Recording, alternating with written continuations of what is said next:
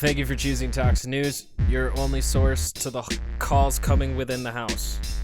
I guess it's calls coming from within the house. Is there really a source to anything? Anyways, the date be March 26, 2021. We begin with the Pledge of Allegiance. I pledge allegiance to liberty and justice for all. Thank you for joining me, anonymous news dude. And here we are with Tim Pool, who I have not covered for a while, but in fact that's for the segments coming after this, because to begin with an article keeping up with moving parts more complicated than they should be. Are you kidding me? My article just disappeared. Oh, that's smooth transition right there. I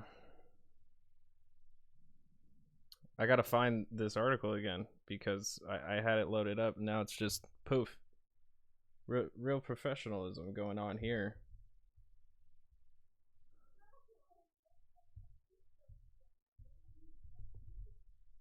There we go.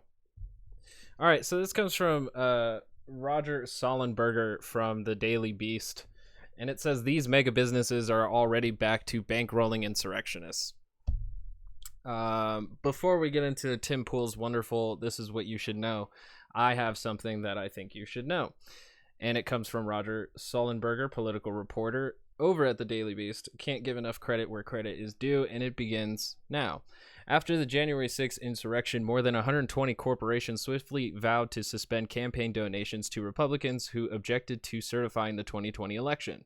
Quote, in the wake of last week's violent and unlawful attack on the U.S. Capitol, we feel it is important to reinforce that Pfizer PAC supports individuals who are guided by the principles that mirror Pfizer's core values, unquote, which came from an internal email read in mid-January. Quote, we have made the decision that for the next 6 months, Pfizer PAC will not contribute to any of the 147 members of Congress who voted against certifying the Electoral College results after the violence that we all witnessed. The email also said, after 6 months, we will review our decision and report back to you.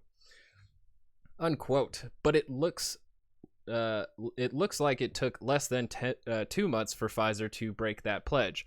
Their PAC gave $15,000 to the National Republican Senatorial Committee, led by one of 8 GOP senators who voted to decertify election results, including Rick Scott of Florida on February 23rd. In total, the Daily Beast identified 5 companies that appear to have gone back on their suspension of donations to GOP election objectors: AT&T, Cigna Health, Ford Motors, Pfizer, and Wells Fargo. In the weeks following the January 6th riot, more than 120 companies said, to varying degrees, they would be reevaluating their political spending, according to the data the Daily Beast aggregated from CNN and the Center for Responsive Politics. Some said they've been halting all political donations. Some said they'd pause giving to any of the 147 who voted to overturn the election results for a certain time period, but all of these companies wanted to rebuke these Republicans in some small way for their role in stoking the Capitol insurrection and then still proceeding to vote for decertifying election results in the hours after the attack. The Daily Beast reviewed Federal Election Commission filings for all companies who made a pledge, and while none of the 5 companies who seem to have reversed themselves have given directly to official candidate committees, 3 of the companies, AT&T, Ford, and Pfizer, gave to leadership PACs belonging to members who challenged votes. Additionally, Cigna, Pfizer, and Wells Fargo gave to the NRSC, which again is controlled by Rick Scott of Florida, who voted to overturn the election. The NRSC, another technical difficulty. Let me begin again. It just took me over to Instagram because there's an advertisement in the center of this piece. God bless capitalism. The NRSC also has discretion to spend money on any Senate candidate they want, meaning the integrity of their pledge only exists inasmuch as they want to claim their specific dollars didn't go toward helping one of the GOP senators, and it went to the advertisement again, who voted to decertify the Electoral College. That advertisement. I apologize. Sloppiness begets sloppiness. Anyways, federal law bars companies from giving directly to candidates, so the vast majority of corporate donations go through employee-funded political action committees. The exception in this instance is Wells Fargo, which gave to an office holders leadership PAC via its subsidiary Clearing Services, LLC. Yes, creating shell companies to circumvent, election laws in order to fund your candidates. Beautiful. This isn't defects in the system. This is the system. So a Wells Fargo spokesperson confirmed that the LLC is a Wells Fargo subsidiary, while telling the Daily Beast that the Wells Fargo PAC had made no contributions to candidates or committees in 2021. Quote, "We remain on a pause while we review our strategy," the spokesperson said. On January 12th, Cigna's Chief Human Resources Office, John Murabito, informed employees that the healthcare company would, quote, "discontinue support of any elected official who encouraged or supported violence or otherwise hindered the peaceful transition of power. Some issues are so foundational to our core fiber that they transcend all other matters of public policy. There is never any justification for violence or destruction of the kind we saw at the U.S. Capitol, the building that is such a powerful symbol of the very democracy that makes our nation strong," unquote. But less than a month later, on February 4th, Cigna donated $15,000 to the NRSC. Later that month, the company gave $15,000 to the House counterpart, the National Republican Congressional Committee. Those donations were first reported by Judd Legum, who runs the website Popular Information. In response to the Daily Beast inquiry, a Cigna representative said they had not, quote, "wavered from our commitment to disqualify elected officials that incited violence," unquote, from Cigna PAC contributions following the January 6th attack. Beginning with another quote here, "Our standard eliminates direct contributions to any federal or state elected official who encouraged or supported violence or otherwise hindered a peaceful transition of power on that day or who do so in the future," a spokesperson said of Cigna PAC, which is employee funded, will continue to support organizations, candidates, and elected officials who will help champion more affordable, predictable, and simple healthcare, including the national campaign committees of both parties, unquote. Ford Motors issued a press statement 5 days later after the attack, saying it would pause all donations indefinitely. Quote, "Events over the past year have underscored the need for a broader ongoing discussion about other relevant considerations when it comes to our employee PAC." This is coming from from Ford Motors. But 19 days later, the PAC gave $5,000 to the leadership PAC for Representative Debbie Dingell, and on February 2nd, it donated $1,000 to the leadership PAC belonging to objector Representative Richard Hudson, one of the House Republicans who voted to overturn the election. Ford didn't respond to a request for comment. On February 15th, telecom company AT&T donated $5,000 to the House Conservatives Fund, the leadership PAC belonging to election objector Mike Johnson, a member of the ultra-conservative House Freedom Caucus. Johnson played a key role in the effort to overturn the election, urging House Republicans to sign onto a letter in support of a Texas amicus brief to the Supreme Court looking to sue other states for certifying their own elections. Beautiful. In a statement to the Daily Beast, an AT&T spokesperson said their employees' PACs continue to follow the policy adopted after the January 6th attack to suspend contributions to members of Congress who voted to overturn election results. The statement added that the company had, quote, "been assured that none of the employee PAC's contributions will go toward the re-election of any of those members of Congress. Any future contributions to multi-candidate PACs will require such consistency with the policy suspending individual contributions," unquote. But leadership PACs, notorious for being used as personal slush funds, distribute donations to other candidates from a single pool of money. In 2020, Johnson's PAC bankrolled 105 of the 138 other House Republicans who stood with him against the election results.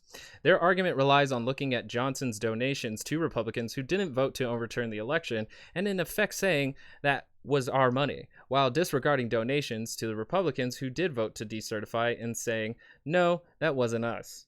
It's an argument disregarding the fungibility of money. Despite multiple requests from the Daily Beast, AT&T also would not offer evidence that Johnson agreed to withhold donations from the company to Republicans who objected, including himself, nor did the spokesperson say whether Johnson explained how such segregation was possible.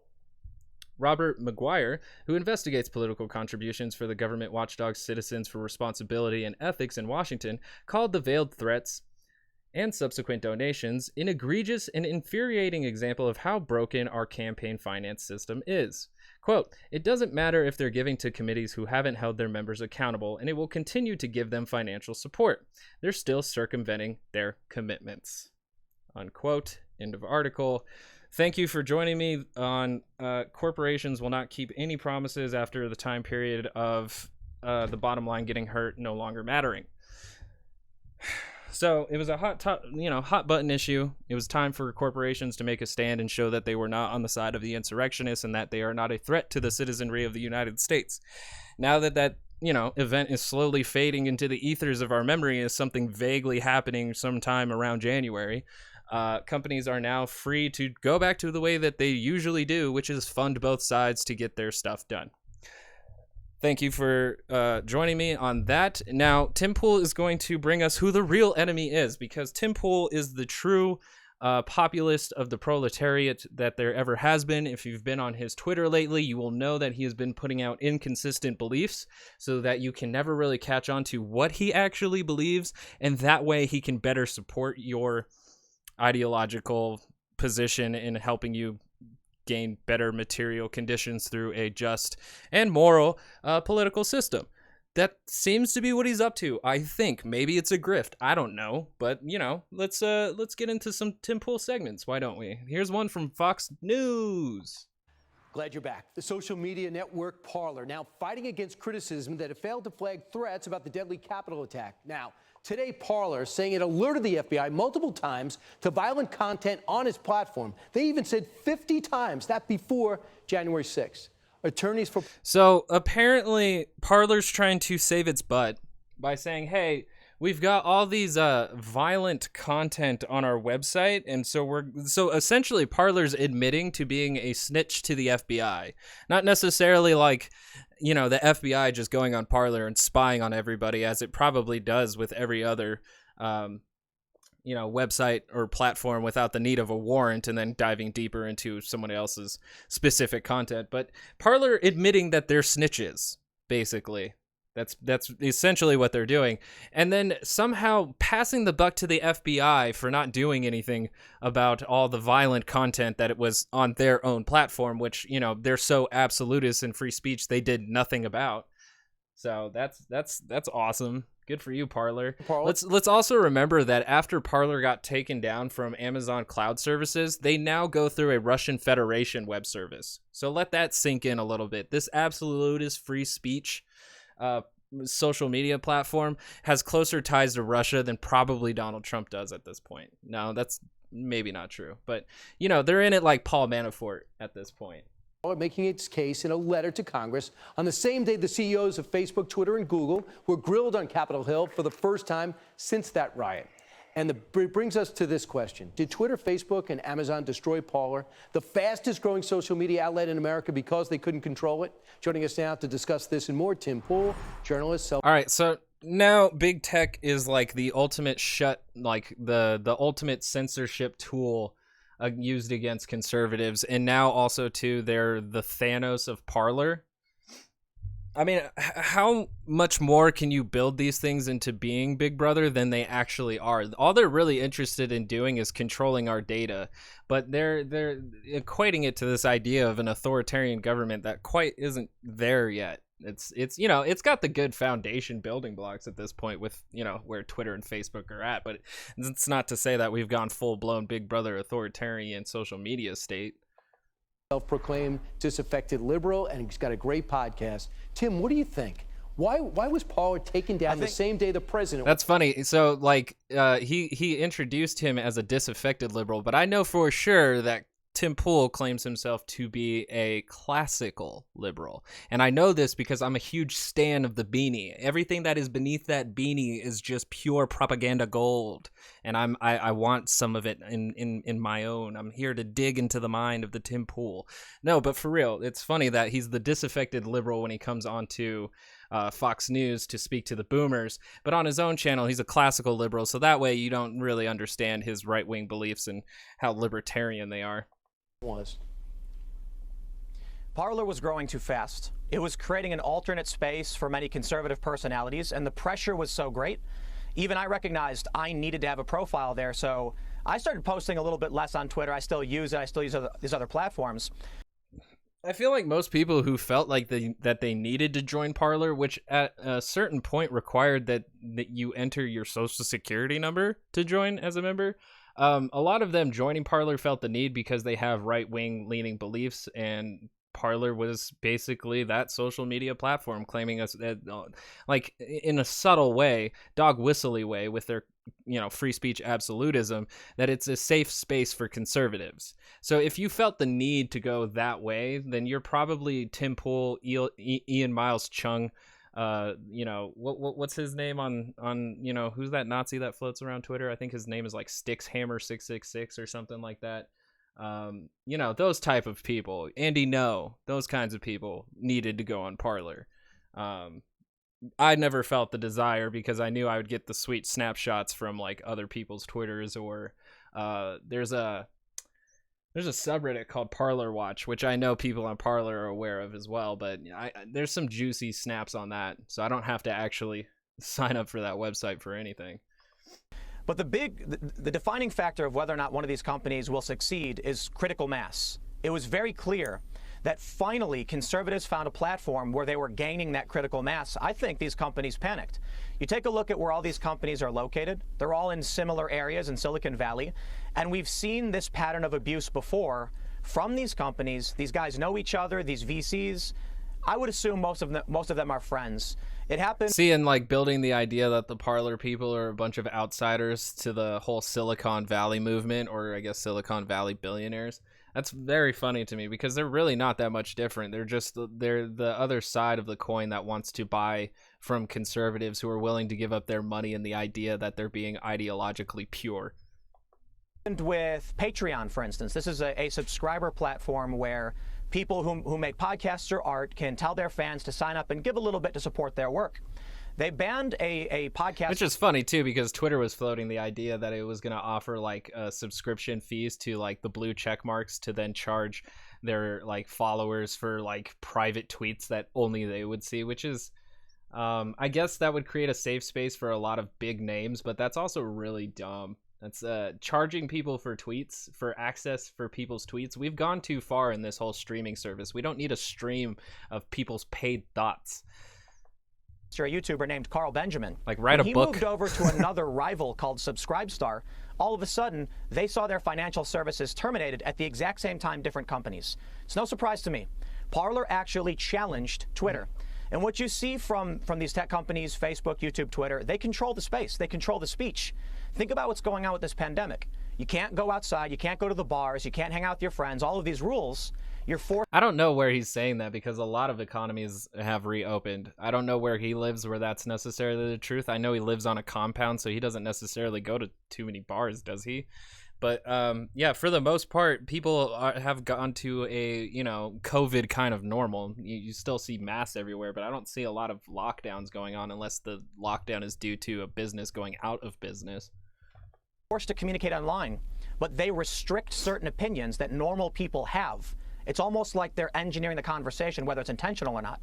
Parler gave a space to those other opinions, and they nuked it. Yeah, and I mean, there's like a pretty broad, debate that we could definitely have over multiple sessions over like on the YouTube channel Modern Debate. They could probably host a ton of different debaters on just this subject alone, or whether or not social media platform censorship is okay. It's just really difficult too, though, when you look at like situations with Facebook and the Burmese and Myanmar coup, where Facebook groups like really weren't policed very well and organized mass killings. So, there is a level of, okay, we need to moderate people's speech because it can organize violent acts by people.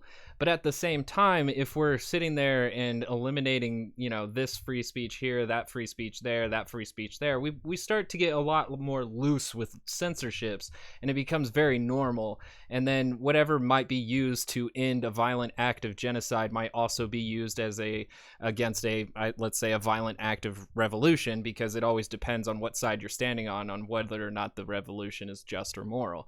So it's a slippery slope, and it's a very big debate to have, but Tim Pool engaging in it on Fox News doesn't seem very good faith to me. Just what they did. Tim, it's almost you have a choice. You could be Instagram and WhatsApp and get bought by the big guys, or get destroyed by the big guys, right? Now, Donald Trump, within, I think, a few weeks, is... Yeah, but here's the thing, and I've always argued this, is that conservatives have enough money. Like, conservatives are not working class people. Not most conservatives, but a lot of conservatives, just like liberals, are very rich, and they support each other through their super PACs, just like the article I've read. The My Pillows guy has millions of dollars to support any kind of foundational building of, I guess, internet grassroots movements that conservatives want to do. They can go to the Russian Federation and get, cloud service so that they can have a website. There's things that they can do to make sure that conservatives have their space to push their quote unquote ideas and opinions, and it's by supporting themselves. You create an ecosystem of financial conservative money to support conservative ideas. You can do that. There's no actual government push to silence or censor conservative voices. We just went through 4 years of a conservative president that did not stop saying immigrants are criminals and rapists. We went through an entire 4 years of that. So there's definitely room for conservatives to have their own space to do their own thing, but they need the idea of this oppression coming from big tech and coming from the neoliberalist authoritarians so that people can also join in their fight against the oppressors. And then once they get into power, it's all about just moving forward with all that power and putting that bitch in full throttle. Is going to be launching on another platform. Are they going to try to take that platform, whatever it turns out to be, take that down? Now, this is interesting, right? I honestly think they did not want to remove Trump, but it got to the point where the political pressure was too great, and then they did. Before Donald Trump joined Twitter, Twitter was losing users. They were changing their metrics. This is my understanding of what was going on.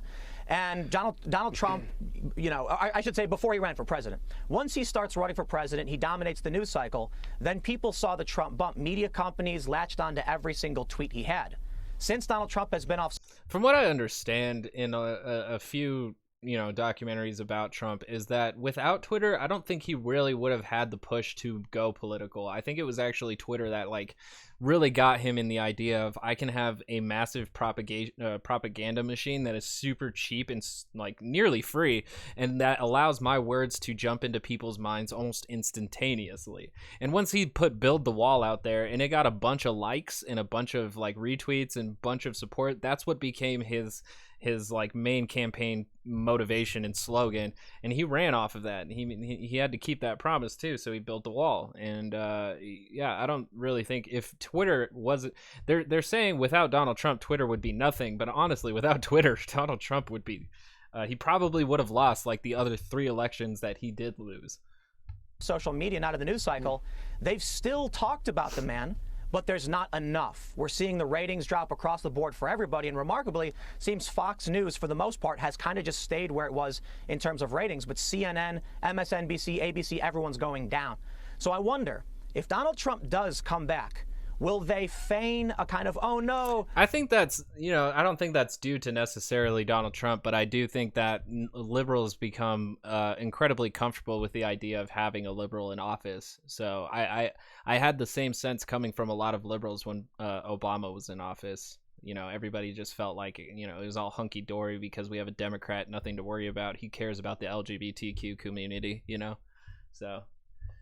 Oh, Donald Trump's back, but secretly want him to be back? Because his tweets, his posts means they can write all these same stories again, claim Trumpism is taking over the country and it's a big threat to everybody, try to get their ratings back up. He might be watching now. He might bring that up with Laura in a few hours tonight. Kind of interesting. He says that, you know what, the more I think of it, I like the idea of a press release. It's more elegant. Maybe I should have tweeted less. We'll never know. Tim, thanks so much. Tim Pool. Thanks. Yeah. And the thing is, though, is that I'm not wishing Trump would come back, because Trump being president was like a lot like having Fox News in office. Like every press conference, every time he would open his mouth or do anything, it just really felt like a Fox News segment was our president. He was handling our trade deals, our immigration policies, our domestic economic issues, our cultural issues, our race issues. It was like Fox News was handling all of it, and it was killer. It was destroying the fabric of civil discourse in this country, and it's destroyed now. And so here we are in the ruins of what was once a great democratic nation at some point. Moving on, because my main video here is Tim Pool covering Ted Cruz, and it says here, Ted Cruz leads Vice-style hunt for smugglers and illegal immigrants. Democrats call it a stunt. And so we're going to judge it for ourselves, because I found the videos. They were posted on his Twitter. Do you want to guess how long these Vice-style journalism videos are? Put together, they're 2 minutes. Vice-style 2-minute journalism. Yeah. All right. Take it away, Teddy. So it's past midnight. I'm standing on the shore of the Rio Grande. The water is right behind me. I'm down on the Texas border, along with 18 senators. We made the trip to see the crisis that is playing out. We've already gone to detention facilities that are overrun, many of them with families, small children. We saw multiple mothers who were nursing infant babies who had just crossed over and were being housed in outdoor holding pens where they were sleeping on the floor and nursing their babies. We're at the edge of the river. And what I find very fascinating here is, yes, it is bad that this is happening, but this wasn't a problem that it was happening in 2018 and 2019 under Donald Trump. Like, as far as like the conditions for the immigrants, it has not gotten much better than what it used to be under Donald Trump. And as far as I could remember, Republicans had no problem with it. The thing that they liked most is that Donald Trump was taking as many immigrants as he could, trying them in a criminal court, sending them into Mexico to await trial, or even better yet, just deporting them back to their home country. That's all conservatives want to do. And it's very funny to me that they consider Biden's border issue, that is also a part of Trump's policies, as some kind of humanitarian crisis, not because of the treatment of immigrants and asylum seekers, but because they are making it in the United States. That's the humanitarian crisis. And I've never heard anybody use humanitarian crisis in a way to move away from assisting people. It's very weird to hear humanitarian crisis when it means send them back to where they came from, which means a war-torn, corrupt country. So it's you know, a little double think if you think long enough about it. On the other side of the river is Mexico. On the other side of the river, we have been listening to and seeing cartel members, human traffickers, right on the other side of the river, waving flashlights, yelling and taunting Americans, taunting the Border Patrol. The very curious thing to me is that, like, does he see these people over there and immediately assume that they're cartel members, or do they pull up with like big sashes that say MS-13 on them? Because like he said, it's midnight, it's super dark. It's kind of hard to tell what human beings look like specifically, like, you know, down to, you know, fine details. So that's interesting. It's pretty interesting that he can just like, I smell cartel. I smell human trafficking. I smell illegals. Because they know that under the current policy of the Biden administration, they can flood over here. They're getting paid $4,000 or $5,000 a person to smuggle them into this country. And it's also funny to assume that like asylum seekers and a lot of illegal immigrants would have that much money to smuggle themselves over the border. Like, these would be very wealthy immigrants, and those aren't the kind of immigrants that we turn away, if you can catch my drift. That's very funny to me. And again, we're not being very clear about the policy. And I did cover this in a broader episode about the immigration system, but unfortunately, I was not able to upload it to my podcast platforms. But it got uploaded onto YouTube, and it's called what is it called? The Great Flood of Immigrants is what I decided to call that episode. It's a little bit broader deep dive into the discussion of immigrants on the right-wing echo chamber. But Biden's policy it's not processing new applications for families. Really, Biden's policy is only allowing new applications for children, and it's an unfortunate thing because then parents are forced to send their children with what we would call smugglers, and also what was it, or just without guardians in general. So it's not great what's going on at the border, but I am going to focus in on why it's not great in the way that Ted Cruz and Tim Pool and Ben Shapiro and the right-wing echo chamber talk about it. Our policies, when they smuggle them in, the Biden administration releases them, and more and more and more. Last month, 100,000 people came across the border illegally. We've got 15,000 kids in federal government custody. This is a humanitarian crisis. It's a public health crisis. The illegal... I mean, it came out just recently that like 50% of families were deported last month. So the Biden administration is still deporting a good amount of people. The 100,000 people illegally crossing the border is kind of a vague number because they did come through legal ports of entry. So, you know, even if you do go through the legal channels here and are able to earn yourself a TPS status, you know, temporary protective status, Republicans will still use the rhetoric to mark you as illegal, which is dehumanizing language for a lot of people trying to obtain temporary citizen status or even asylum here. So this is not healthy language, and it's misrepresentation of what is actually at threat of your national security. So immigrants who are being released, they're testing positive for COVID-19 at a 7 times higher rate than the American population.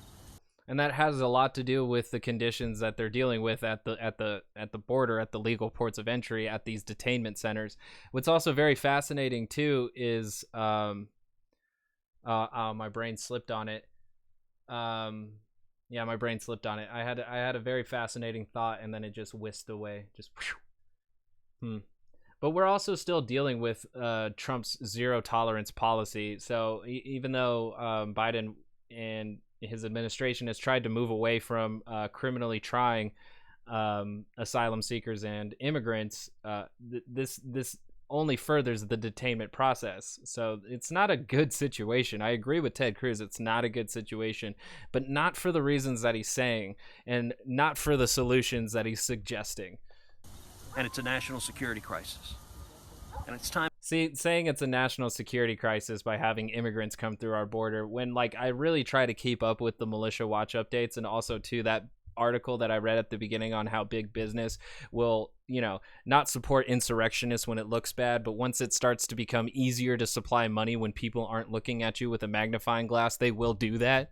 So focusing in on immigrants, who are probably some of the most vulnerable people to target in a socio-political situation, that's I want to say it's sociopathic, because they're extremely vulnerable. I'm not going to say that every single immigrant is, going to be a law-abiding citizen. Some, there's rapists and murderers everywhere, but I generally do believe that at least most of the people seeking asylum or seeking for a better opportunity than their country can offer are usually in very vulnerable positions. And so thinking that they're the national security threat when we have homegrown terrorist cells in our own country and not focusing on them is sociopathic. Time for the Biden administration to put an end to it and stop sanctioning lawless chaos on our southern border. Yeah, so that was the first video, and it's only 1:46 seconds. Then he followed it up with this 20 seconds here. And remember, this is Vice style journalism, guys. See the shoreline right over there. Yeah, that's Mexico, and you can see there's 3 smugglers right there. Like, if it was Vice, I'm pretty sure the journalist would try to go over there and, like, interview the people who are crossing over the Rio Grande. I'm pretty sure. Standing on the Mexican side, looking at us. They've been shining their flashlights at us. They're yelling at us. Because you're flashing your lights at them. And if they were truly scared that you were the border patrol and they were like cartel or smugglers, they would get away because they're trying to smuggle in illegally. But if they're playing back and forth with the flashlights with you, I would assume that they would be like, hey, you sound American, are you able to help guide us to the rest of the way to the legal port of entry? But of course it's Ted Cruz and he's easily gonna go off, fuck off, illegal. Like, this is good shit. This is good shit. This is obviously like a publicity stunt, and it's pretty obvious in the same vein as Laura Boebert standing behind Congress talking about how she's going to protect your Second Amendment. This is in the same vein as that. But he went down to the Rio Grande to film people crossing over the river, doing essentially the same thing. Crazy. I can't believe how much, like, a country completely, almost entirely made by colonial immigrants hates immigrants this much. It's what a phenomenon. Anyways, Tim Pool comes in with his own commentary of Ted Cruz's Vice-style hunt for smugglers and illegal immigrants. In a dramatic video, Senator Ted Cruz stood at the border of the United States and Mexico. He begins it with, it's in a dramatic video. It's not. It's him standing in like some weeds talking for 1 minute and 46 seconds. If your heart started racing in that, then you have like no value in any kind of I don't know, pacemaking. There's so many better documentaries than that 1 minute and 46 seconds we got from Ted Cruz.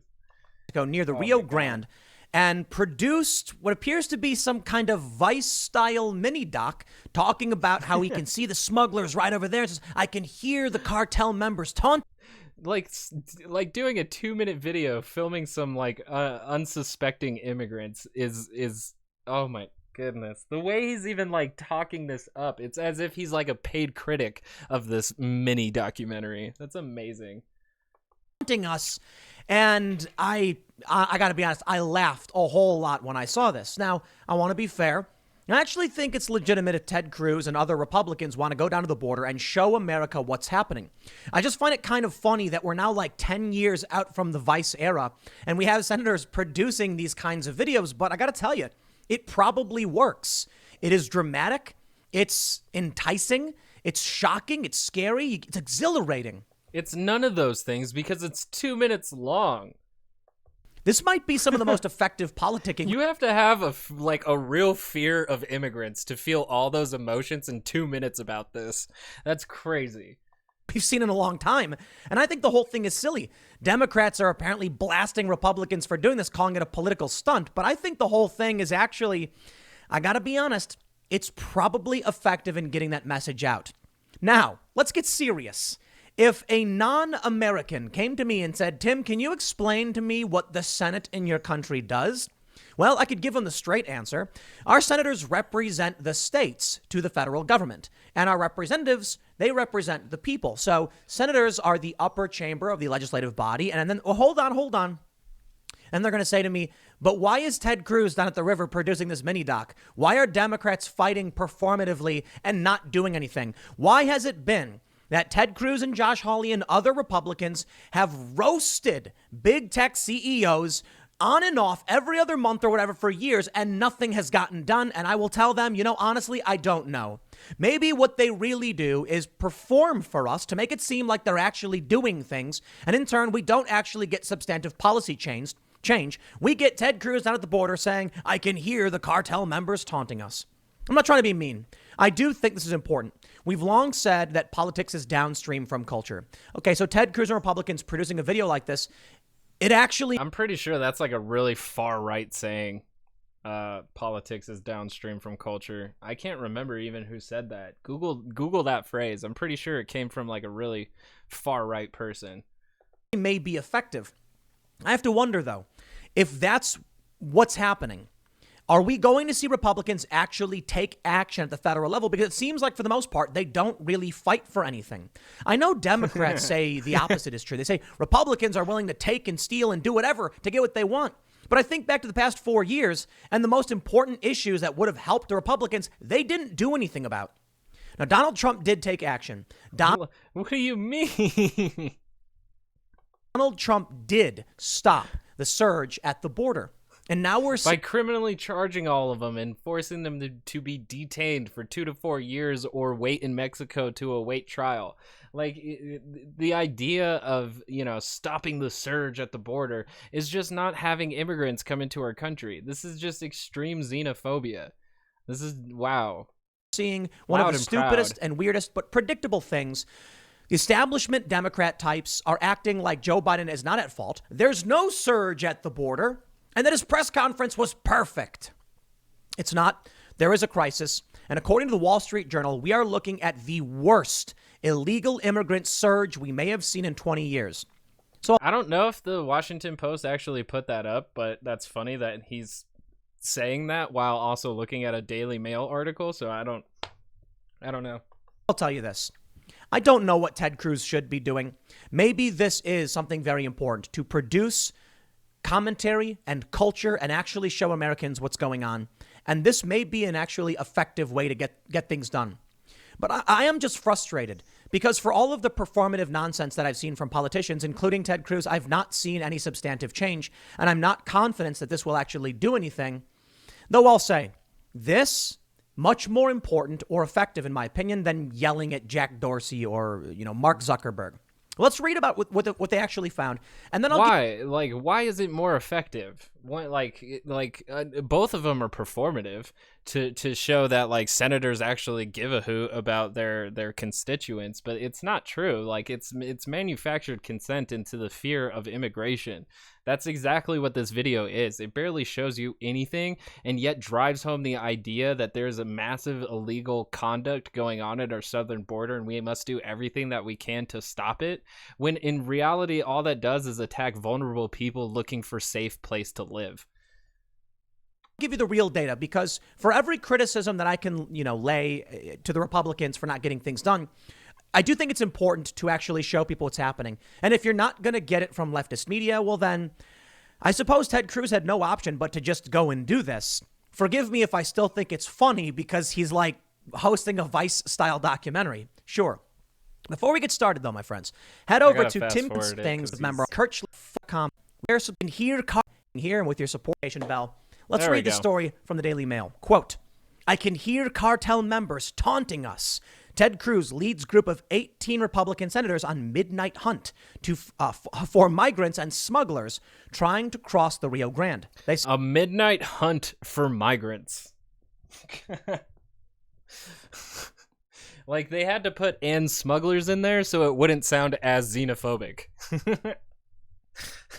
The Texas senator is leading one of a dueling group of lawmakers to the border on Friday to visit facilities holding migrant teens.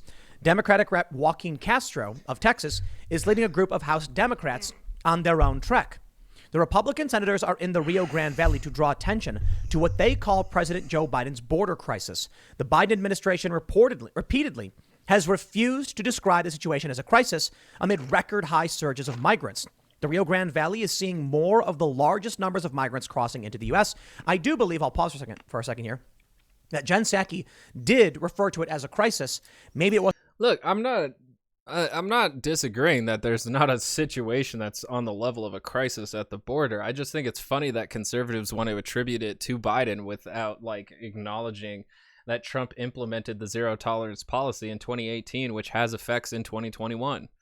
That's ridiculous to ignore. So by calling it Biden's border crisis, ignores every policy that Trump put into in act that left these asylum seekers and immigrants in those overcrowded detention centers between 2 to 4 years, depending on their status. So that's why it's dumb to call it Biden's border crisis, because then we're just forgetting the past 3 years that we had a different president.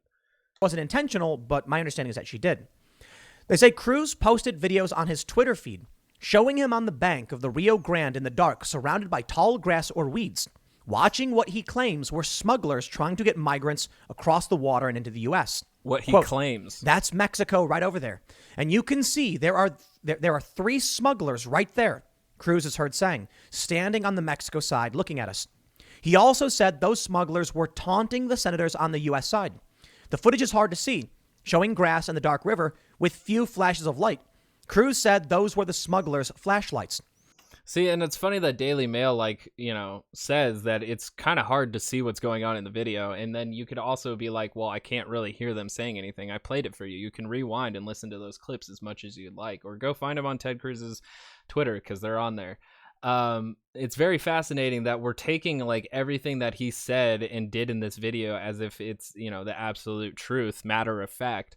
But it is all part of his claims and representation. That's all we're dealing with here. So I can't necessarily buy the whole truth and nothing but the truth when I know that this is coming for a specific political agenda built upon fear-mongering and xenophobia. So I'm coming in this very skeptical and very dubious, and it's very weird to me that Tim Pool is that easily bought into it, but he must be that xenophobic and anti-immigrant to be that easily sold into this 2-minute propaganda stunt. He posted another dramatic video describing it as live footage from the banks of the Rio Grande that showed him standing on the river's edge, giving a report on what he and the Republicans saw on their midnight march. Quote, they saw 3 So it's people. past midnight, and I'm standing on the shore of the Rio Grande. The water is right behind me down. I'm down on the Texas border, along with 18 senators. We made the trip to see the crisis that is playing out, Cruz said as he stood in the weeds on the shoreline. Dogs could be heard barking in the background as he spoke. Here's what I love about these hosted little documentaries, because I used to do a bunch of them for Vice. For some reason, people always start their sentence with the word so, and I never understood why. I thought it was a bad habit. They'll turn the camera on and go, so here I am. Why don't you say, we're here at the border? Why do you need to add that? I don't know. But I highlight this because of its absurdity, because it really is like Ted Cruz is doing. I mean, he's doing journalism. Let's be real. You know what I mean? Oh, my God. Should he be in Washington writing up legislation? Maybe. Should he be voting on things? Sure. But I'm not confident that Congress is getting anything done. And if politics is downstream from culture, Ted Cruz actually going out and doing journalism, as silly as it may seem to all of us, I don't know. Maybe it's actually a good thing. They go on to say, so Tim Pool is down with the idea of, Senate representatives doing less legislative work, which is specifically tied to their job, and doing more propaganda work. That's honestly like a real devolvement of our institutions. So while the far left wants to abolish most of our institutions because they've gone too corrupt to save, democratic socialists may not agree with this, but regular socialist communists probably would agree that we have to destroy and abolish these institutions in order to build more just and moral, ethical institutions. Tim Pool says, what if we just change what their job is? Rather than focusing on legislation and passing bills to benefit the working class or their voting constituents, what if they just made 2-minute documentaries that would tell people what's going on? Wouldn't that be better? No, Tim, that's terrible. That's a terrible idea, and you backing this is a terrible idea. Quote, on the other side of the river is Mexico. The other side of the river we have been listening to and seeing cartel. And to kind of drive that point home, that's why the journalism has been called the 4th branch of the government. We have 3 branches of government, the executive, the legislative, and the judicial. And the journalism is considered as an unofficial 4th branch because it checks all 3 of them. So if we have the legislation playing as some sort of journalist institution, that's weird. That's really weird because it's so much more direct to propaganda. From propaganda to legislation, it is so obvious, but I guess we're so desensitized to it by advertisements and everything else that's constantly trying to sell us an agenda that we just don't catch on to it that easily. And it's easy enough for a news commentary journalist shill like Tim Pool to pass it off and tell the masses it's cool. Members, human traffickers right on the other side of the river, waving flashlights, yelling and taunting Americans, taunting the Border Patrol, because they know that under the current policy, the Biden administration, they can flood over here. And that's just true, man. Look, they want to roast Donald Trump over the kids in cages thing. Look, the asylum seekers and immigrants thought that it would be a better opportunity to come here under a president who wasn't very obvious in their anti-immigrant sentiment. The thing is, though, is that Biden's policies have not changed very much from Trump's, so the situation hasn't changed at all. So let's stop the fear mongering and idea that Biden is opening our borders and actually start talking about the issue of a humanitarian crisis where we're forcing brown people into terrible conditions just because they're seeking a better place to live. And now that it's Joe Biden, many of these establishment Democrat types are saying it's not kids in cages. They're better facilities. They're migrant holding centers. The left, the progressives, still critical of Joe Biden over this. However, not nearly as... At least Tim Pool was honest with that, because the progressives and far leftists are very critical about Biden's immigration policies and the lack of change from the Trump era. At least he was on point with that, and I can appreciate that. But CNN and MSNBC has been doing a little bit of a cleanup job, making that situation look like as if it is much better than Trump's era, when it's really not. It's really not. There's so much work to do at the border. And it also has to deal with like destroying the xenophobia in our country, because again, the oncoming automation and algorithm revolution that's coming for our job market is a greater threat than any of these asylum seekers and immigrants pose. Critical as they should be. Recently, there were some posts from Project Veritas. They put out exclusive photos from inside these camps, and James O'Keefe said, AOC, are you going to speak out against this? I highlighted on Twitter that AOC did in fact speak out against this, but there was a good point brought up to counter this, saying, where is she now? It seems performative. Under Trump, she waved her arms in the air and she screamed all day and night. Under Biden, she tweeted a couple times, and now what? The Democrats that are going there, in my opinion, will likely come back and be like, you know what? Joe Biden's doing a great job. Hopefully they don't. Hopefully they come out and say, do better. But I'll tell you this. Donald Trump was not wrong to detain these children, and Joe Biden is not wrong to reopen these facilities to detain children. It is nightmarish. It is horrible. I understand. But the alternative is worse. I have maintained that position under Trump. I will maintain that under Biden. I'm not going to roast Biden simply because I don't like that he's a Democrat. I'm not a fan of Joe Biden. But if something makes sense and needs to be done, it needs to be done. The problem is all of these Democrats who did scream about Trump and then changed their positions, and they did, and we'll get to them. They say, Cruz blasted Biden's policies for the increase in migration. Republicans claim it was Biden's executive orders that rolled back stricter border control policies put in place by Trump that led to the surge. Quote, this is a humanitarian crisis, the Texas senator said. It's a public health crisis. The illegal immigrants who are being released, they're testing positive for COVID-19 at 7 times higher than the American population. And it's a national security crisis. And it's time for the Biden administration to put an end to it and stop sanctioning lawless chaos on our southern border. Let me just tell you, there's a meme going around and they say, when you finally realize that they opened the border before our states during a pandemic, then you will notice you've been played. Something to that effect. It's not that they've opened the borders, but they've certainly relaxed these policies in a very strange way. At a time when our states... Yeah, like I said, and it hasn't really changed much because, you know, a lot of administrations have done this, is where they allow children rather than whole families. But that's essentially what's been the focus of the Biden administration, is giving more immigration and asylum seeking status to children rather than their entire families. And I will state the statistic again. In February, the Biden administration still deported about 50% of families that were processed through our immigration system. So while 50% did make it through, 50% didn't is still a pretty large number going on. And is it really just and moral for it to go that way? Not 100% sure. There's too many factors of going on, of like who they're letting in and who they're not letting in.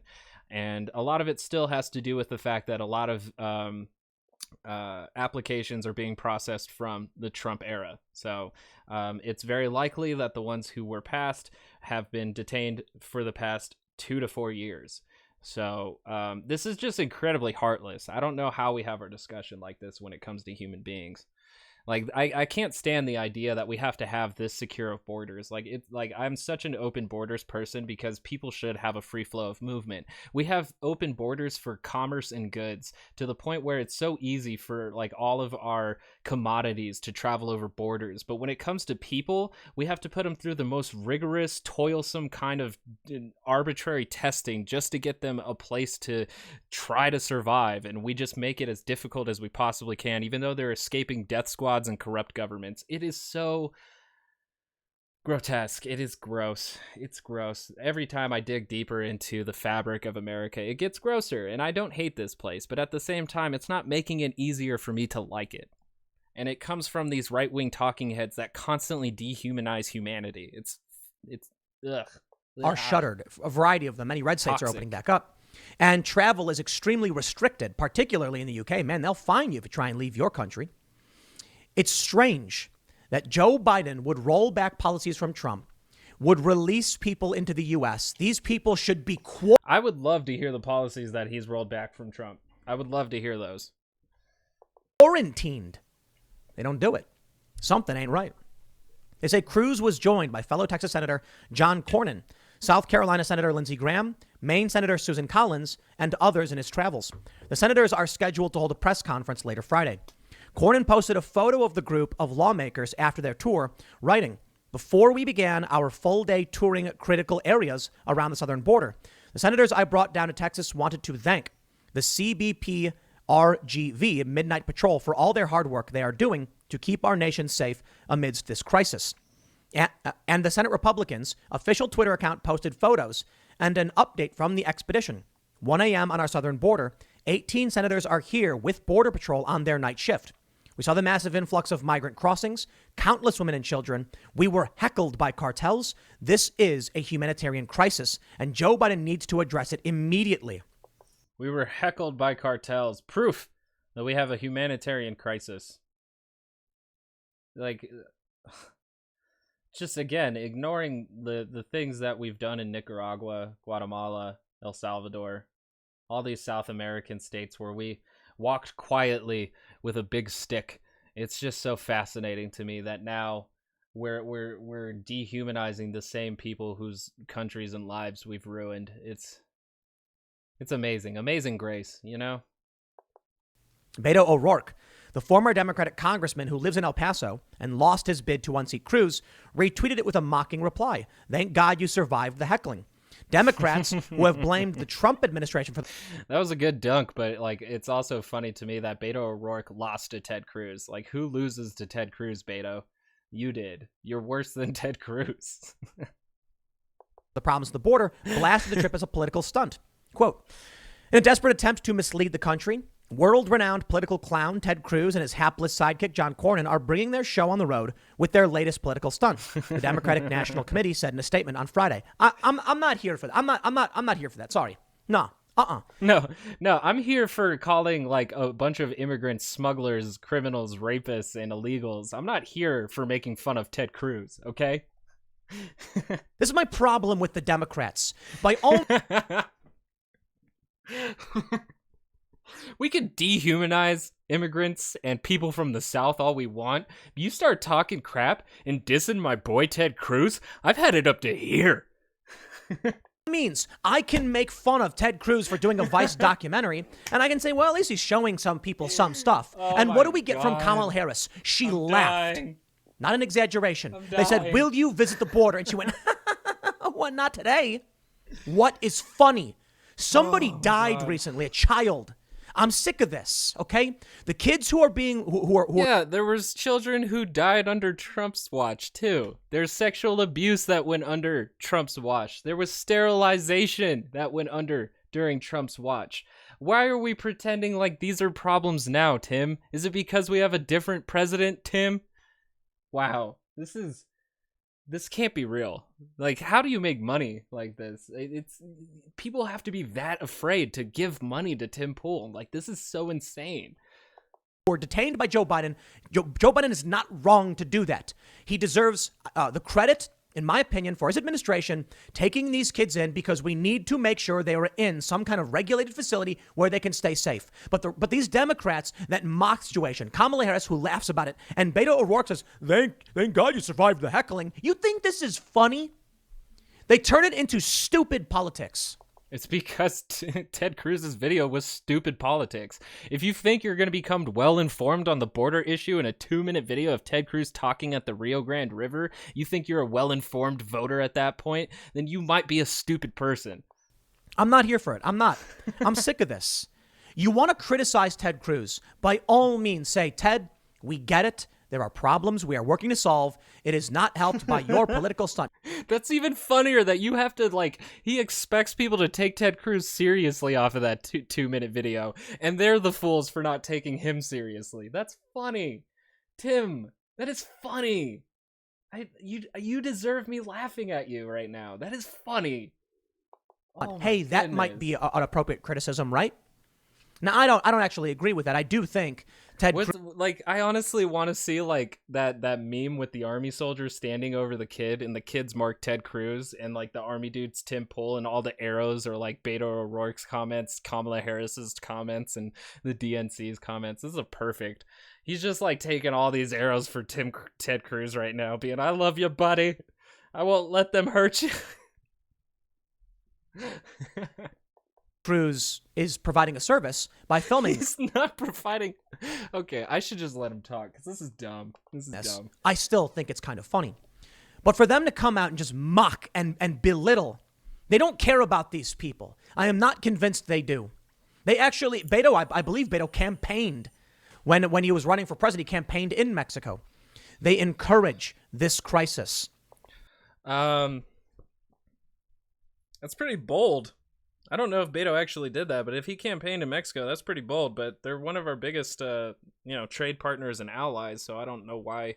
Maybe you wouldn't go there and be like, "Hey, I'm running for senator of Texas. That's right on your border. I don't know if you guys want to know me, but I'm here for you." That might show a little bit of support. But I guess if you're an anti-globalist, then you would see that as a bad thing. I'm sick of it. Yeah. It seems like when you see Ted Cruz, they may be, again, maybe silly, this thing they're doing, but they're taking it seriously, very seriously. Just because somebody's doing something silly and they're taking it serious doesn't mean we shouldn't make fun of them. They're doing something silly. He's doing something dumb, Tim, and you should be able to see that. And Beto O'Rourke is acting like human trafficking is some joke.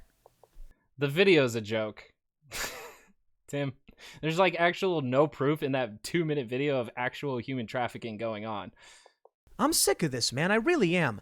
It is a crisis. Let me tell you, I want every single migrant who wants to come to this country to be able to do so. But there is a legally. Reason we go through a process. We don't want children dying, man. Is that funny to you, Beto? Is this funny to people, the photos that we've seen? It's not to me.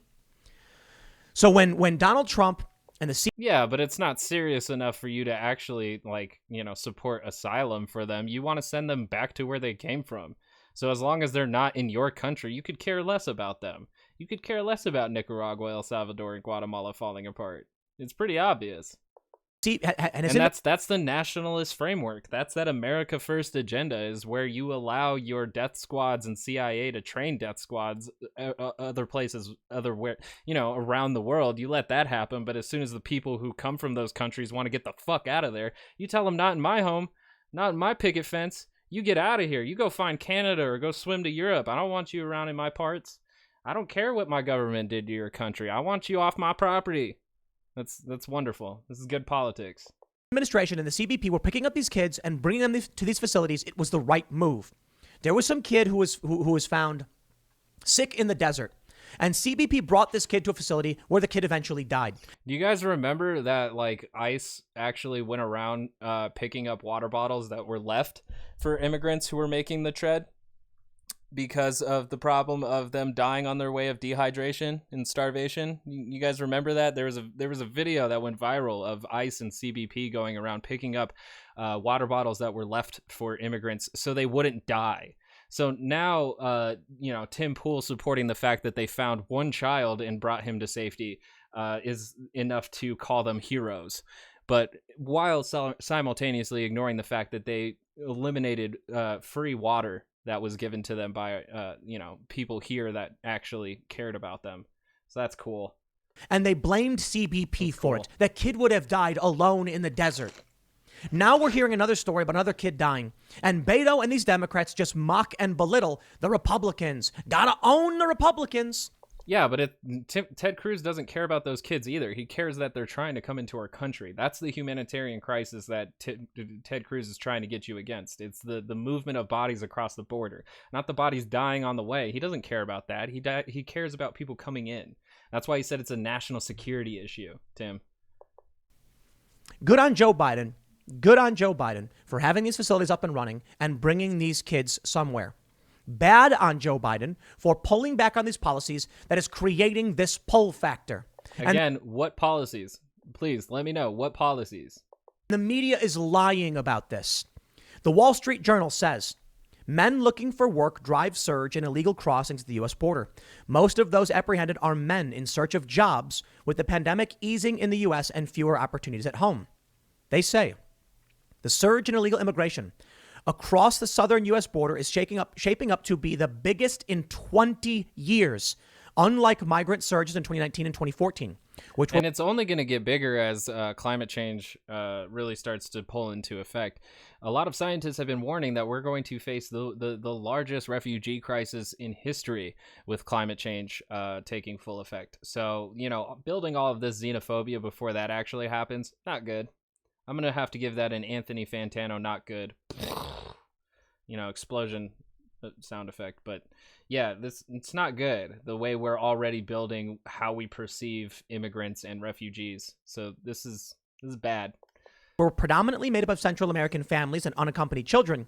So far, this one is being driven by individual adults. I'd like to show you this image. We can see that right now, at the beginning of 2021, there is a massive spike of single adults and some unaccompanied children. Among unaccompanied children and families, the number is actually massive. Now, under Donald Trump, we still had a surge. That's true. Trump wanted to build the wall, and the surge was bigger. It really was. Back at the end of, mid 2019, we saw that there was a massive spike in families and single adults, but, the spike of single adults wasn't that big, trying to come to this country. And Donald Trump got strict, and the surge dropped. It's not the same. This drop off is very different from other. What? What? Yeah, I am. What? Oh no, I'm okay. You want the pen? Sure. I wasn't going to that. Oh. No, I'll smoke after. Ugh. What are you talking about? Today it's just I'm just trying to focus in on how Tim Pool just focusing on how Tim Pool kind of steers the conversation.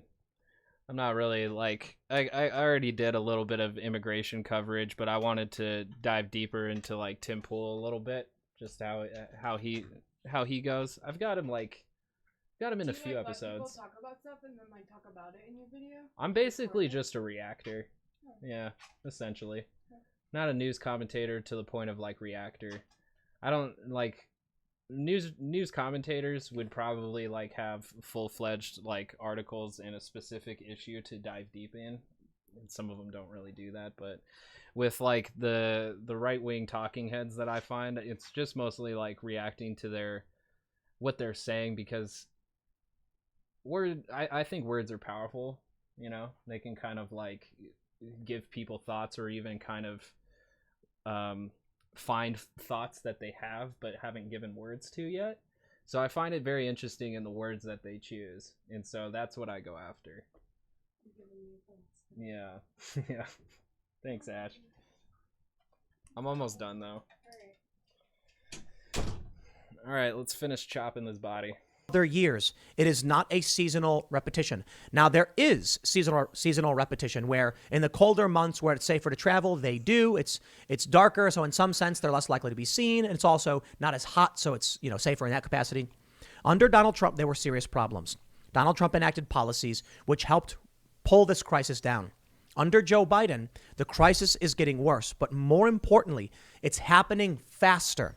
I mean, Trump's policies did de-incentivize immigration and asylum seeking, mainly because he showed no mercy to those seeking immigration status or refugee status. So, of course, there would be, after the surge that we had seen in 2018, it would go down after the treatment of those immigrants, which actually hit global news because he tear gassed a lot of them.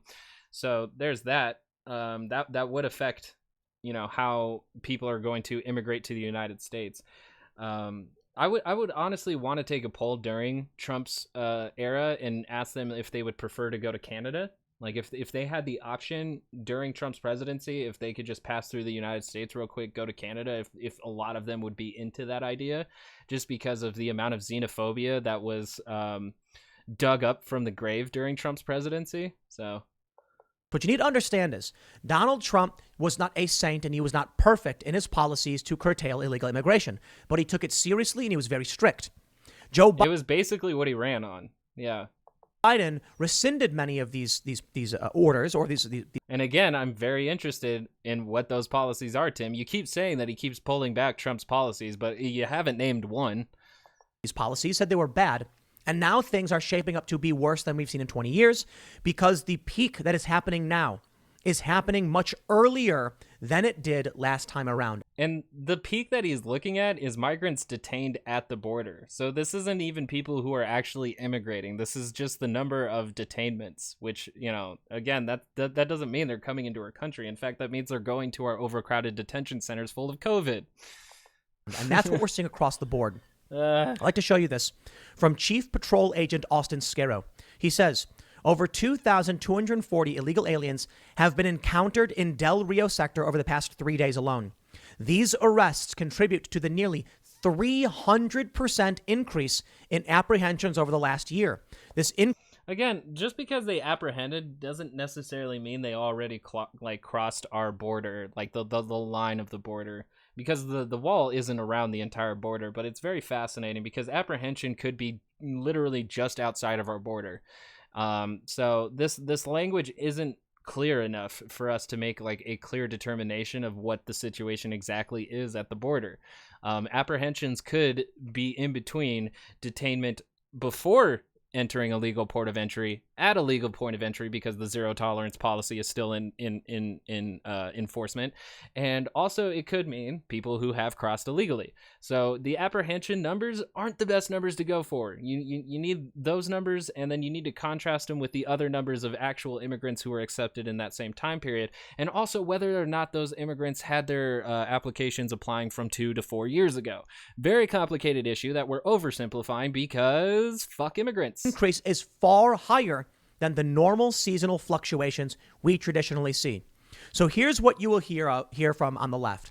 There's no surge. Joe Biden said, truth is nothing changed. It's the winter, it happens. That's not true. ABC and NBC have reported that migrants are saying in no uncertain terms. I mean, that's weird because you can go back to that apprehension graph here. I'm going to go back a little bit.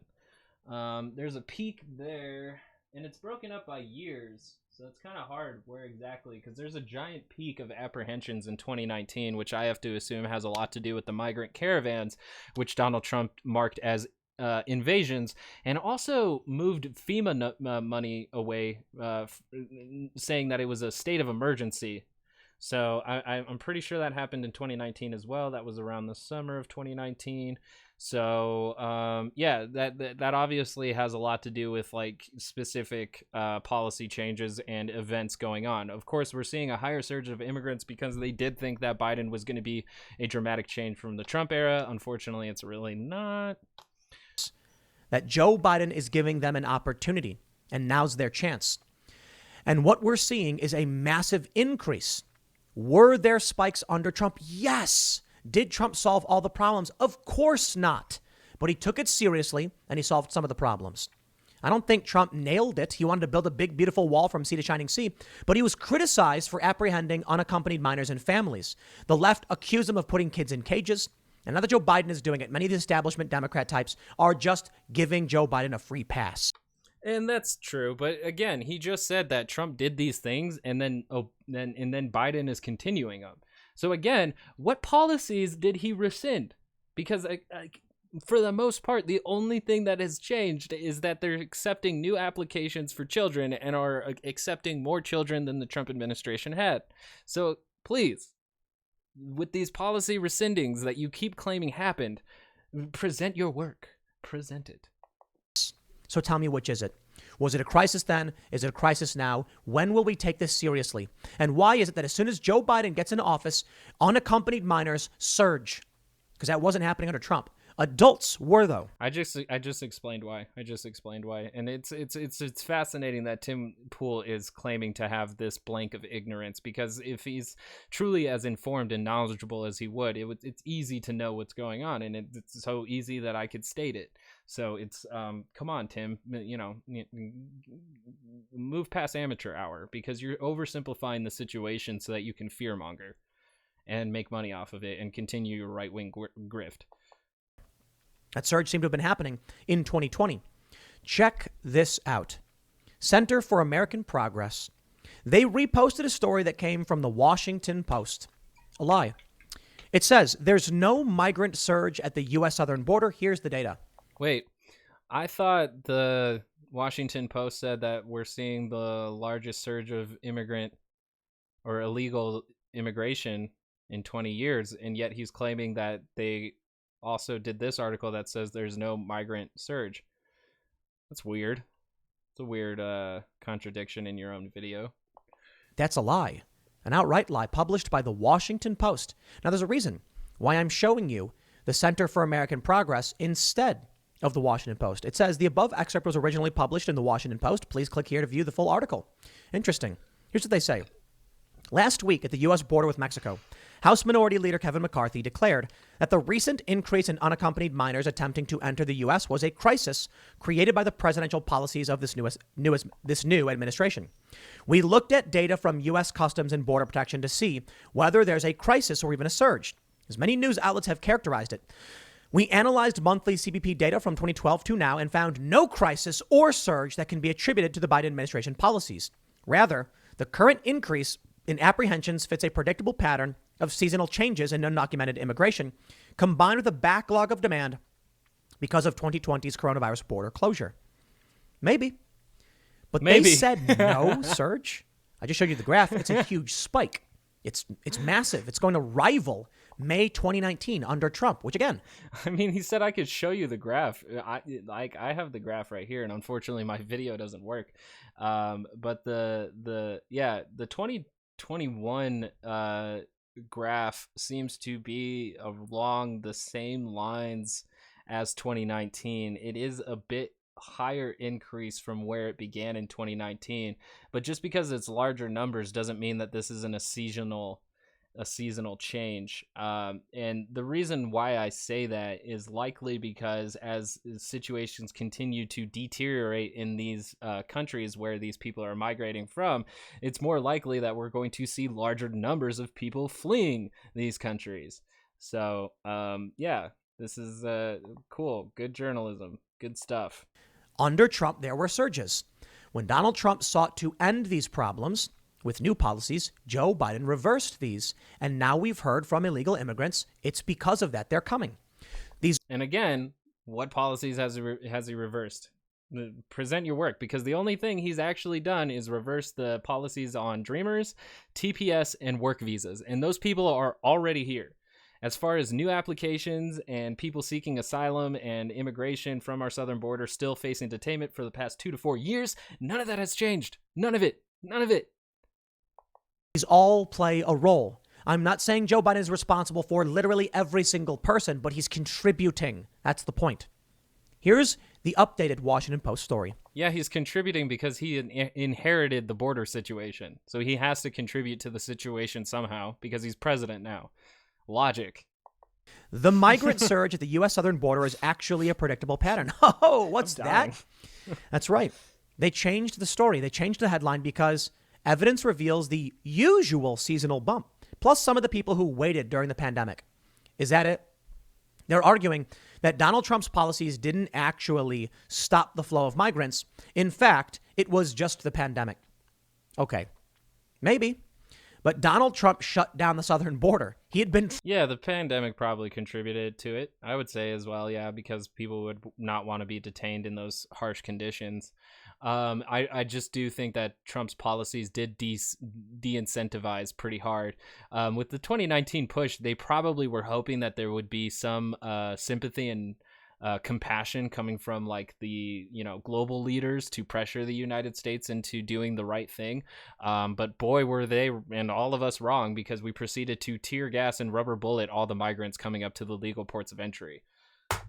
trying to for some time. I guess he had to use COVID to do it. So, okay. But it would be ridiculous to claim that Donald Trump did not contribute to stopping the flow of much of these illegal immigrants. The Washington Post says the Post has been updated because they changed the name. Fox News says Washington Post changes headline about no migrant surge, acknowledges record flow of unaccompanied minors at border. Left-wing columnist Jennifer Rubin heavily cited the analysis to scold reporters about their border coverage. They say the initial headline of the piece from its Monkey Cage blog read, "There's no migrant surge at the U.S. southern border. Here's the data." The headline now is, "The migrant surge at the U.S. southern border is actually a predictable pattern." While the piece says it was updated, it does not specify how. The story also included notable changes in its text, as noted by Hot Air's John Sexton. One sentence was changed from, quote, "What we're seeing, in other words, isn't a surge or crisis, but a predictable seasonal shift." They changed this to, quote, "What we're seeing right now is a predictable seasonal shift." The revised piece also includes a section about the number of unaccompanied minors that wasn't originally there. What is more unusual... They keep being like, oh, they don't explain it. They don't explain it. Here's a paragraph from that article. Was 2019 an aberration? In the figure below, we combine data from fiscal year 2012 to fiscal year 2020 to show the cumulative total number of apprehensions for each month over these 8 years. As you can see, migrants start coming when winter ends and the weather gets a bit warmer. We see a regular increase not just from January to February, but from February to March, March to April, and April to May, and then a sharp drop-off as migrants stop coming to the border summer months when the desert is deadly. That means we should expect decreases from May to June and June to July. And we will see come May whether or not this fear-mongering starts to die down in the right-wing echo chamber. And it seems very likely because our news cycles are just as seasonal as migration. It's the same. We have seasonal news cycles just as much as we have seasonal migration. Usual at this moment is the increase in border crossings by unaccompanied minors, which appears to be more than just a seasonal pattern. Oh! So it's true. Usual at this moment is the increase in border crossings by unaccompanied minors, which appears to be more than just a seasonal pattern. Oh! Yeah, and that's because that has a specific situation with the Biden administration allowing new application for children. That's not a rescinding of any of Trump's policies. It's a specific enactment of Biden's policies to incentivize, for some reason, for people to send their children rather than coming as a family. That's part of Biden's policies, and it's a little bit of a deviation from everything else we've seen, especially since the zero tolerance policy hasn't been rescinded, which criminally trials families and then separates the children from those families and then deports their family and sends the kid to a foster home. So, yeah, it's a unique situation in that regard to the Trump era. So it's true. There's a crisis. It is kids. That has been the centerpiece of the news the entire time. So the Washington Post actually admits there is a humanitarian crisis, and it's the unaccompanied minors. Amazing. They say the Post now reads, "This poses a more distinctive challenge for the Biden administration, although it is also possible that there will be a similar drop in crossings by minors during the summer months. It still suggested there was no evidence Biden administration policies had contributed to the surge. Although in the next sentence, it acknowledges smugglers had claimed it would be easier to get into the country once Trump was out of office. However, the Biden administration created a..." I don't know if smugglers would say that. I feel like everybody would have thought that, before actually seeing Biden's policies. I feel like everybody would have thought that. I honestly thought it would be a lot better for immigrants, but it hasn't changed much. So, yeah. A carve-out specifically for minors and its Title 42 authority to expel migrants at the border. The new portion of the analysis also linked to another Washington Post story. that says the Biden administration is facing a rush with no precedent involving children and teenaged migrants. Border officials are on pace to take in more than 17,000 minors this month, which would be a record. I am sick of the lies, man. Is he upset that 17,000 kids are going to be accepted in our country? That's a very small number compared to our overall population and compared to the total amount of people that are seeking asylum and immigration status. Honestly, that's chicken scratch to feel like that's a national security threat. And like, you honestly would have to be sold to the 14 words that white supremacists recite to be worried about 17,000 migrant children. Why can't they just be honest? You know what I mean? Be honest and stand up for what you believe in. Hey, my name's Tim Pool. I think that we should tax the rich. I think we should have a high progressive tax. Which is funny because he also did a tweet where he said tax the rich, and then he said tax the rich and give it to Elon, which is like, okay, tax the rich and then give it to a rich guy? What? I don't like George Soros and Mackenzie Bezos. Nice. Dog whistle. If you're not aware to the internet politics, George Soros is the Jew. He is the Jew that is controlling the left. He's the one who gives protesters all their checks to show up for BLM protests. He's the Jew that controls all the leftist movements around the globe. That's amazing. What a dog whistle. And then also saying fuck Mackenzie Bezos when she hasn't wow, oh my God, not Jeff Bezos, but his wife who divorced him. Fuck her. And I don't like the Mercers flooding the zone to crush working class voices. That's my opinion. I might be wrong because I'm not a genius, and maybe you disagree. Hey, let's have an honest conversation about it. I wouldn't be surprised if a lot of people comment below and saying, Tim, you're wrong about this one, but hey, at least you're being honest about what you believe. Instead, what we get is the media lying every step of the way. My friends, I would like to present you the stupidest, mind-numbing bit of evidence that the media is a trash rag full of lying grifter hypocrites. I give you the Washington Post's Jennifer Rubin. Oh, she's supposed. Yeah, opinion articles from any news website are usually pretty garbage. So I'm going to agree with Tim Pool here, but it's funny that he's saying that because I consider his channel to be like the peak of trash garbage grifting. So let's go on. Supposed to be a conservative. Then all of a sudden she found herself defending Democrats. Why? Because she is a grifter. I love it. They're like, Tim Pool's a grifter, man. He's lying to you. It's like, okay, I've got how many videos where I talk about why I think a progressive tax is good and we need to tax the wealthy at a higher rate to stop them from flooding the zone and shutting out working class voices? That's my honest opinion. And he throws in that little populousness in there. On top of all his nationalist, xenophobic rhetoric, he throws in that little bit for the working class to be like, I'm fighting for you, as if it's not any part of the grift. If people don't agree with it, they're free to disagree with me, and sometimes they do. Jennifer Rubin, look at this. The Washington Post. Biden excels at his first news conference. The media embarrass themselves. Is this a joke? Jennifer Rubin is now mocking her own newspaper because she's so desperate to just be the pro-Democrat darling. She's supposed to be a conservative. What are this woman's principles? How about principles lack thereof? She didn't have any. I've explained in great detail how Biden is not wrong for detaining these kids. These kids need a place to go, otherwise they die. And Trump wasn't wrong either. I don't like Joe Biden. Y'all know I don't like Joe Biden, but I will at least give him credit or defend him when he's doing something that needs to be done. He recently sanctioned China. Maybe it's not going to work out like we hope, but I will give respect to the Biden administration for doing something, right? Instead, this is what our media apparatus is. They will smear Trump and lie about him every step of the way, and they will do everything to lie to protect Joe Biden, and I am sick of it. So much so, she's actually mocking the media. I absolutely love this. My friends, I'd like to give you now the glory that is Joe Biden's press conference. The Daily Mail says photos show Joe Biden, 78, relied on 14-point font prompt cards during his first press conference, including one with headshots of reporters he planned to call on, lost his train of thought at times. Here's the photo.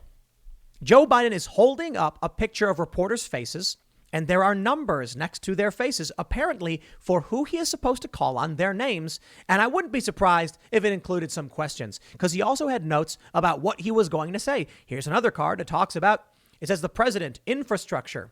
The United States now ranks 13th globally. China spends 3 times more on infrastructure, bridges. Hey, I like that. My respect to Joe Biden for focusing on infrastructure. A lot of gun rights people were angry. When are you going to talk about gun rights? And Joe Biden's like, no, we're going to do infrastructure. I agree. We got an infrastructure problem. That's great. The point is, first, I will say this. I don't care that Joe Biden used notes. I really don't. A lot of people use notes. Effectively, I do. When I do these segments, I've got all of these stories pulled up so I can cite them for you. Now, it's a combination of things. It keeps my thoughts aligned. I have everything lined up on my computer so that I can go through the story and talk about what I think is important. But also, it's citation. I want to make sure that you know I'm referencing something. NewsGuard certified, by the way. Now, so when a president has to talk about multiple issues, especially for an hour-long press conference, he's supposed to do that all off the dome. And I remember when Trump would do his, and they would usually just kind of go off in the same way that your racist uncle would rant at a Thanksgiving dinner. And the thing is that it's really impossible to have a president who is able to have knowledge and solutions for every social crisis that we face or any social issue. Like, to have knowledge of every single one and a solution to every single one is nearly impossible. And that's usually why they have to have advisors and different type of legislators to write up bills that are specific for the areas of politics that they're trying to amend or alleviate. So it's very weird to assume that the president is supposed to be the wisest of wise men. It's not gonna happen. It's impossible for one person to be that knowledgeable. So if Joe Biden was actually being instructed to call on specific reporters because he's not doing the job himself, I think that's worthy of criticism. For Jennifer Rubin to come out and be like, Joe Biden excels at his first news conference. No, he didn't. It was milquetoast and tepid at best, and actually kind of bad. It was symbolic more than anything. It wasn't a real press conference. Joe Biden stuttered and stumbled, and there was one point where he just lost his train of thought completely and just stopped talking. It's being memed now. And then you see Joe Scarborough on MSNBC. They highlight Hannity on Fox News saying, Joe couldn't even finish a sentence. He's like, oh, what? Where am I? Where are my notes? And then Scarborough shows a moment of Joe Biden somewhat stuttering a little bit, but completing his thought, to manipulate and to gaslight. The media in this country is lying to you, okay? I do not think Fox News gets a free pass on this one either, but they're not nearly as bad. Now, I'm not a big fan of Sean Hannity. I'm not a fan of the show. I don't watch it. Laura Ingraham either. I don't watch Rachel Maddow. I don't watch Chris Hayes. I do sometimes watch Tucker Carlson, but look, although I think Tucker Carlson's probably the best guy on TV, I'm still not. Oh my God. Which is funny because you have to connect some dots. Is that like Tucker Carlson is probably the most prominent white nationalist dog whistling news commentator on television, and on top of it, his lawyer successfully argued that no reasonable person would take Tucker Carlson seriously. So take that into consideration when Tim Pool says that is the only person he would watch. And it's funny to me because Tucker Carlson does the very same thing that Tim Pool does, which is throw little chicken scratch words of "I'm for the working class," and then proceeds to beat down immigrants who are more connected to the working class than a bunch of rich people on Wall Street. Awesome. Not the biggest fan or proponent of him, though I give him a 6 out of 10 in my opinion. I'd recommend him. I really would, because he does excel at articulating his thoughts and representing, people in this country better than anyone else. Which is funny because David Duke said the same thing about him. That's funny. Oh, that's awesome. Oh, Tim Pool. Ooh, he took off his beanie a little bit, and there's a little white nationalist under there being like, get off my land, and then he put it back down. That's awesome. That's awesome. I think the other Fox News hosts are just tribal rage, and that's true for MSNBC. There's a lot of things about Tucker Carlson I disagree with. To see a story this, they're lying in your face. Look at this. Rubin writes, after weeks of whining, the White House press corps got its first official Biden presidential news conference on Thursday.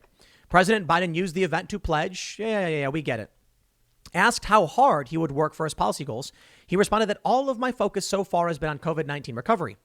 On immigration, he made clear that crowded facilities at the southern border are not the result of policy change from his administration or the fact that migrants see him as a nice guy.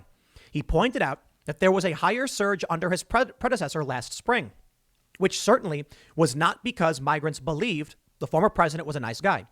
Well, I don't know exactly why there was a surge, but many thought it was because Trump was going to lock things down, and that if you wanted to get in, you had to come now, now, now. We also saw many migrant caravans. People got it in their heads, if we come together, it'll work. I go on to say, on immigration, yada, yada, it happens every single solitary year, Biden noted. In his lengthy response to questions about the border, he showed his skill in de-escalating issues. One message came across loud and clear. We're building back up the capacity that should have been maintained and built upon by Trump. That Trump dismantled. It's going to take time. One reporter mentioned a 9-year-old she had seen at the border and asked if Biden's messaging was contributing to the problem. No, he responded, again offering a detailed answer about the problems refugees face in their home countries. Prodded with the question about whether overcrowding was acceptable, he responded, come on, of course it was unacceptable. He said listing steps he's taking to find more beds for unaccompanied minors. The repeated questions on the same topic were tiresome and a poor use of precious time. When reporters, look at this, they try as they might to seem tough, the media did not succeed in knocking Biden off message. Biden spoke in great detail, blah, blah, blah, blah, blah. The media is finally asking questions. They got rid of some of the grandstanding nonsense reporters, not even real reporters. And now we can see these sycophantic, faux conservative, never Trump types are continuing the grift. It's all they have. They will say Joe Biden is the best, no matter what he does. Donald Trump is bad for a lot of reasons. He's good for some reasons. Joe Biden is bad for a lot of reasons. He's good for very few reasons. It's not hard to be honest, man. Maybe there are a lot of people who genuinely believe Biden is a saint who can do no wrong. But this woman contradicts herself. Biden is not perfect. Neither was Trump. And we can praise them when they do good jobs. But it is a problem. And I will say this about anybody. Mind this, my friends. Anybody who refuses to criticize someone for doing something bad, question whether or not they're being honest with you. And you will find this among the left and the right, or whatever political tribe.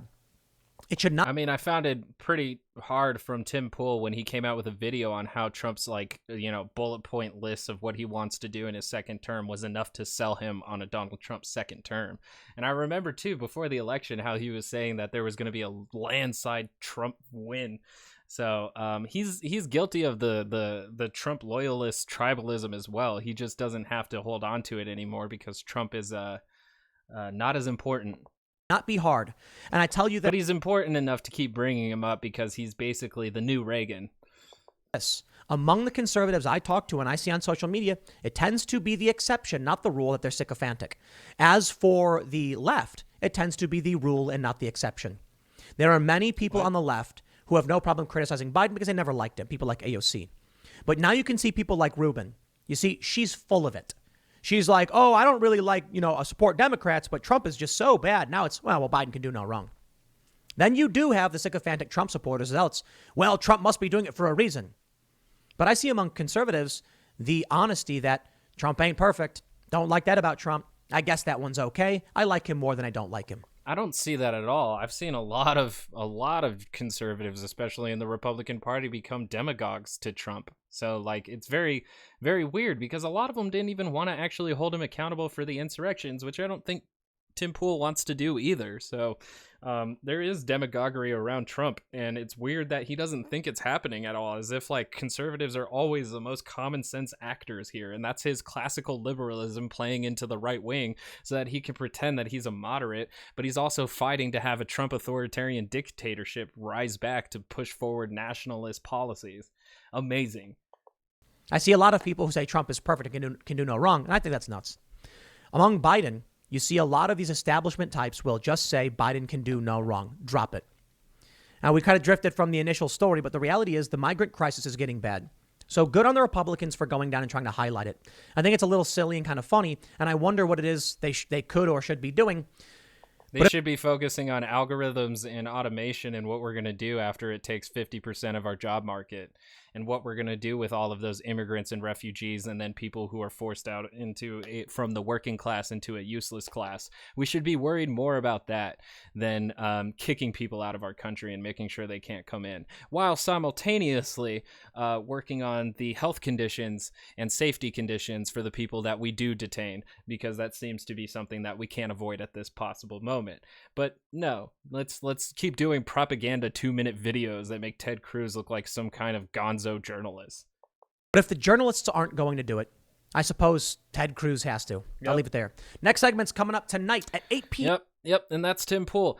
And before we close out, a little bit more insight into Tim Pool is this wonderful video of him explaining how consistently inconsistent he is. I think I've crafted a strategy that creates a paradox that cannot be countered in any reasonable capacity. I'm sure there will be attempts, but the ultimate issue is this. I tweeted abolish the ATF. I tweeted abolish the IRS. Which one of those, if any, are my actual opinions? I also tweeted, there was a study saying that, Fauci said something like COVID lockdowns. Or they said something like, we don't know if there's ever going to be an end to the pandemic. And so then I said, okay, then release all the restrictions. There's actual opinions in there. Which one's the real one?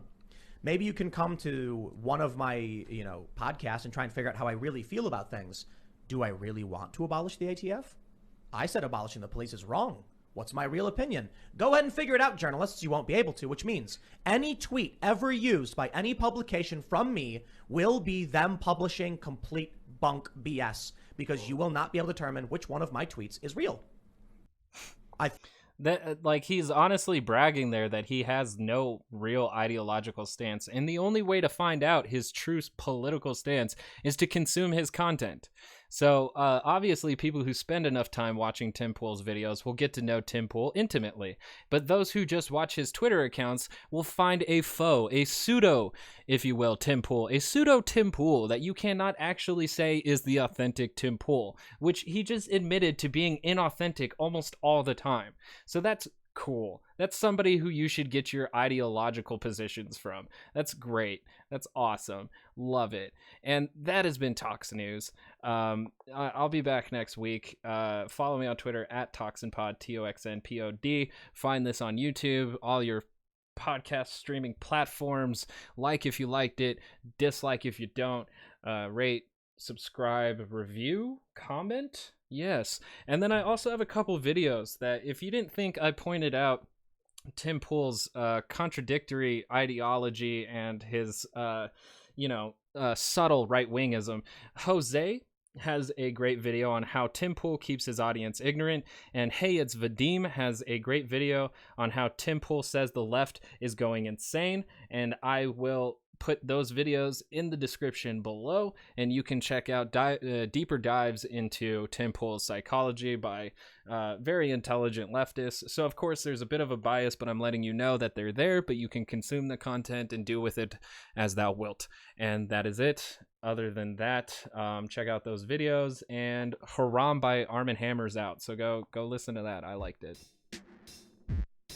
Thanks. Let's open our borders, huh?